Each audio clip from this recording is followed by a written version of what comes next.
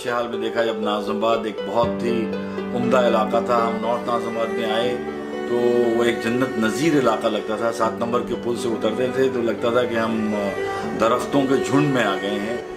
अंदर छोटी छोटी जो सड़कें गलियां थीं उनमें भी दरख्त पौधे लगे होते थे घरों के सामने, बड़े बड़े नारियल के दरख्त, नीम के दरख्त, आम के दरख्त। ये सारा नाज़िमाबाद और नॉर्थ नाज़िमाबाद में था।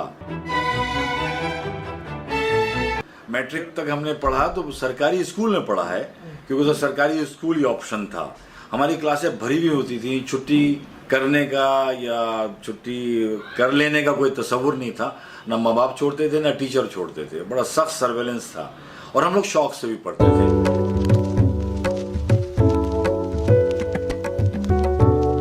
यानी मुझे याद नहीं कि कभी कभी शौक भी हुआ तो वालिदैन और साथिया का इतना दबाव होता था कि हम छुट्टी नहीं कर पाते। वो माहौल था, बड़ा अच्छा लगता था। क्रिकेट खेलते थे, मैं फुटबॉल की टीम का कैप्टन रहा हूँ स्कूल में, बज़्म अदब का सदर रहा हूँ, मैं वॉल पेपर लिखता था। तो मुझे अच्छा लगता था स्कूल जाना कि मैं क्यों ना जाऊँ जहाँ मुझे इतनी एक्टिविटी मैसर है और इतनी इज्जत मैसर है।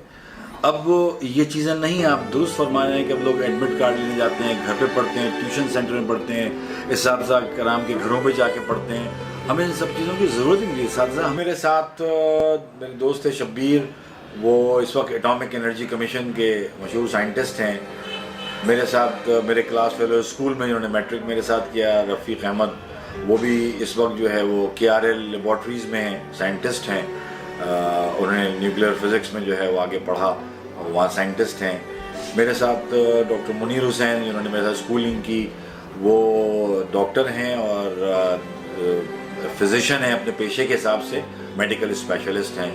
मेरे साथ जिन्होंने स्कूल में पढ़ा, डॉक्टर कमाल जिन्होंने DJ से इंटर किया प्री मेडिकल में, फिर डॉ मेडिकल कॉलेज से पढ़ा, वो एक बहुत बड़ा अपना सेंटर चला रहे हैं, मेडिकल सेंटर, और वो डॉक्टर हैं।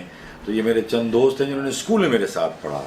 फिर जो इंटर में मेरे साथ थे वो तो तकरीबन मेरी पूरी क्लास, आदम जी में तो जो है टॉप क्लास सब लड़के जाते थे, तो तकरीबन पूरी क्लास डॉ मेडिकल कॉलेज और सिंध मेडिकल कॉलेज में जाए 2-4 लड़कों के सभी का एडमिशन हो गया था मेडिकल कॉलेजेस में। मैं पढ़ा देते थे। मुझे अपने मैट्रिक का याद है, मैं थोड़ा सा मैथ्स में कमज़ोर था, इसी मेडिसिन में चला गया, तो मैथ्स पढ़ने के लिए मैं स्टाफ रूम में चले जाता था अपनी मैट्रिक की छुट्टियों में, आखिरी दिनों में।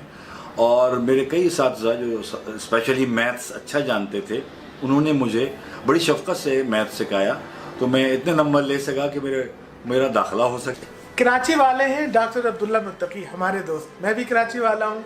कराची शहर के बारे में इनके मुशाहदात हैं और जो इनका बचपन और अभी तक का दौर गुजरा है, उस पर कुछ सवालात करते हैं। मैं नाज़िमाबाद में पैदा हुआ, सारा बचपन वहीं गुजरा, लड़कपन भी वहीं गुजरा, इब्तदाई जवानी मेडिकल कॉलेज में आ गया।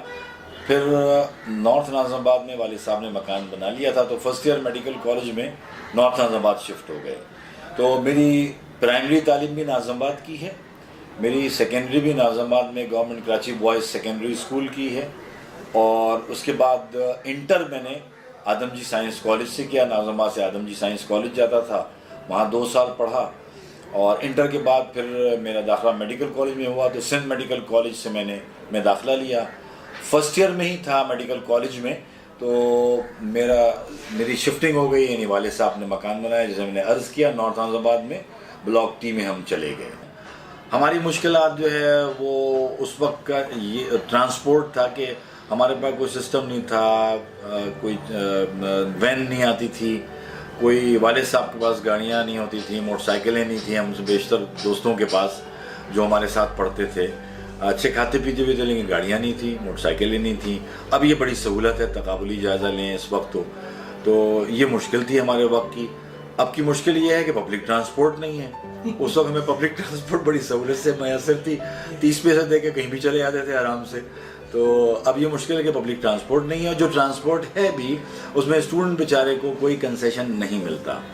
हमको बड़ी आसानी थी कि प्ले ग्राउंड्स मौजूद थे, हम कहीं भी जाके खेल सकते थे। अब बच्चों को अगर प्ले ग्राउंड्स मैसर भी हैं तो उनके पास गैजेट्स इतने मौजूद हैं कि वो घर से क्या अपने कमरे से निकलने पे भी जो है वो अपने आप को मजबूर नहीं पाते, माँ बाप को निकालना पड़ता है। हमको माँ बाप को लाना पड़ता था अंदर, इनको निकालना पड़ता है बाहर। आपको मालूम है कि आजकल कॉलेजेस में क्लासेस नहीं होती हैं, खाली होते हैं, सिर्फ एडमिट कार्ड बंटते हैं। आपके ज़माने में कॉलेजेस में क्लासेस होती थी, आप लोग टीचर से बहुत इस्तेफादा करते थे। मैंने कराची को उजड़ते देखा इसमें, क्योंकि मैं سیاست کی طرف نہیں جاؤں گا، شاید آپ کا موضوع بھی نہیں ہے، لیکن کراچی جو ہے اجڑا، اس کی وجوہات سب جانتے ہیں، اگر آپ چاہیں گے اس پر بھی میں کھل کے بات کر سکتا ہوں، مجھے اس میں کوئی تکلف نہیں ہے، لیکن میں نے کراچی کو اجڑتے دیکھا کہ کراچی جو ہے وہ پھر ہڑتالیں، ہنگامے، کالجز بند، اسکول بند، جامعات بند، کاروبار بند اور سڑکیں بند، کرفیو لگا ہوا، بہت مشکلات جو ہے وہ کراچی گزرا۔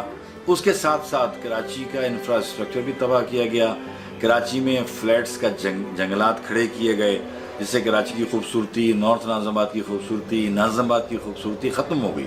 دوسرے علاقوں کی میں دوسرے علاقے بھی جانتا ہوں، کیونکہ میں وہاں رہا نہیں، لیکن میرے دوست رشتہ دار وہاں رہتے ہیں، رہے ہیں، میں جانتا ہوں۔ گلشن اقبال کا علاقہ ہے، فڈی بیرے کا علاقہ ہے، ایون ملی، لانڈی، کورنگی، اورنگی، یہ بھی بہت اچھے علاقے ہوتے تھے، لیکن وہ سب اجڑ گئے پھر۔ اور اب اللہ کا فضل ہے کہ دوبارہ رونقیں بحال ہو رہی ہیں، اللہ تعالیٰ اس کو بہتر کر دے، میں دعا گو ہوں۔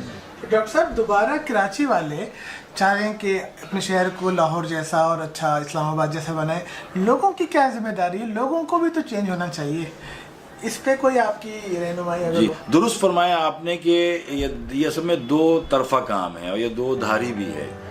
جب تک آپ کی ایڈمنسٹریشن ٹھیک نہیں ہوگی، شہری ایڈمنسٹریشن کی میں بات کر رہا ہوں، تو جب تک یہ بہت اچھا نہیں ہو سکتا۔ ہاں، شہری اگر اچھے نہ ہو اور ایڈمنسٹریشن بہت اچھی ہو تب بھی اچھا نہیں ہو سکتا۔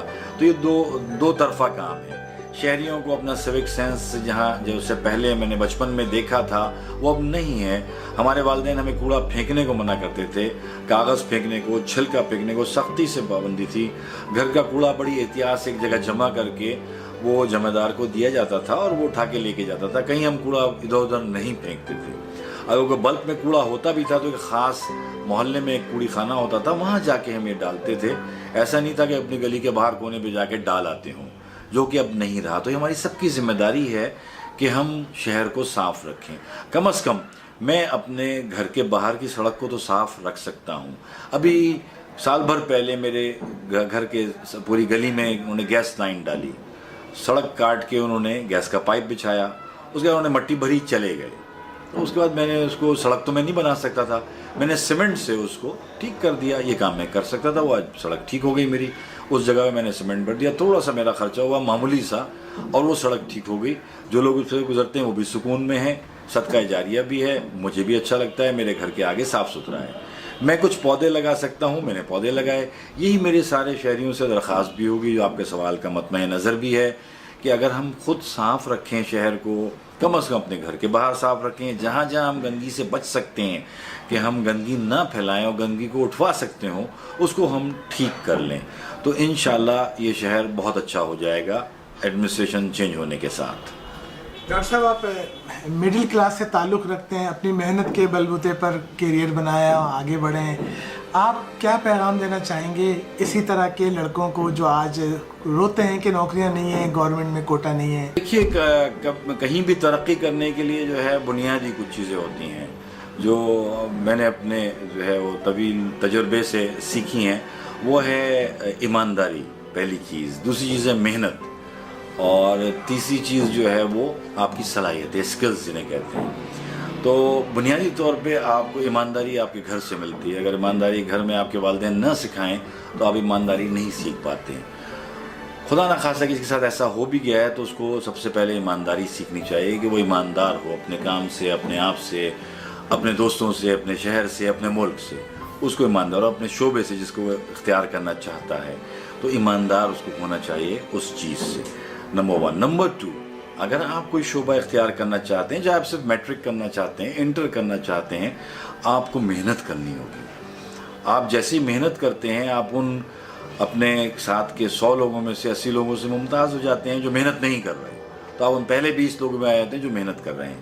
پھر جیسے جیسے آپ اپنی اس محنت کر کے اپنی صلاحیت کو جلا بخشتے ہیں تو پھر آپ پہلے فرسٹ 2-3 میں آپ آ جاتے ہیں، تو آپ ٹاپ 1 ہو جاتے ہیں۔ یہی میری سب اپنے بچوں سے اور شہریوں سے گزارش ہوگی کہ وہ ان 3 اصولوں کو، رہنما اصولوں کو ذہن میں رکھیں کہ ایمانداری کو اپنا شعار بنائیں، محنت سے کبھی جینا چرائیں عمر کے کسی بھی حصے میں، اور اپنے اندر صلاحیت پیدا کرنے کی کوشش کریں جو شعبہ بھی آپ اختیار کرنا چاہیں۔ شکریہ، تھینک یو۔